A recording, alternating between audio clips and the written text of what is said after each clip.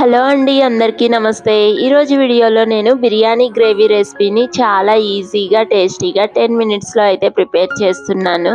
First అయితే దీనికోసం ఒక మిక్సీ జార్లోకి అరకప్పు ఎండు కొబ్బరి ముక్కల్ని, ఇంకా 1 ఇంచు దాల్చిన చెక్కని, 4 మొగ్గల్ని, ఇంకా 2 యాలుక్కాయల్ని, అలాగే 2 టేబుల్ స్పూన్స్ ధనియాలని, ఇంకా 2 టేబుల్ స్పూన్ల గసగసాలని యాడ్ చేసుకొని ఫైన్ పౌడర్గా అయితే మిక్సీ పట్టుకుంటున్నాను.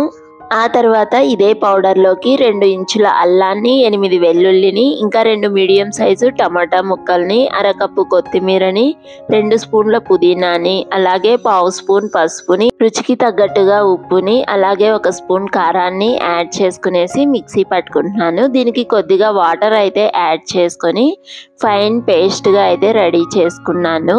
ఆ తర్వాత స్టవ్ వెలిగించుకొని ఒక ప్యాన్ పెట్టుకొని దానిలోకి 3 స్పూన్ల వరకు ఆయిల్ వేసుకునేసి కొద్దిగా షాజీరాని, ఇంకా 1 ఇంచు చెక్కని, 2 మొగ్గల్ని, 1 యాలుక్కాయని, 1 బిర్యానీ ఆకుని వేసుకొని ఫ్రై చేశాను.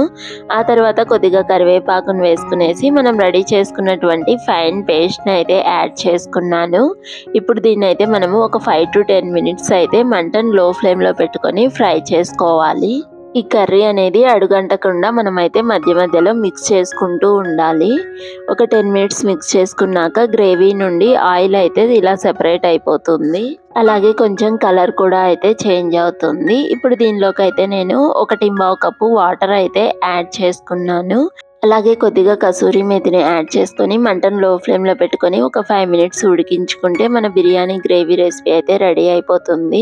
చాలా క్విక్గా, ఈజీగా, టేస్టీగా అయితే ప్రిపేర్ చేసుకోవచ్చు బిజీ డేస్లో కూడా. ఈ రెసిపీ మీ అందరికీ నచ్చితే like, share and subscribe. Bye bye.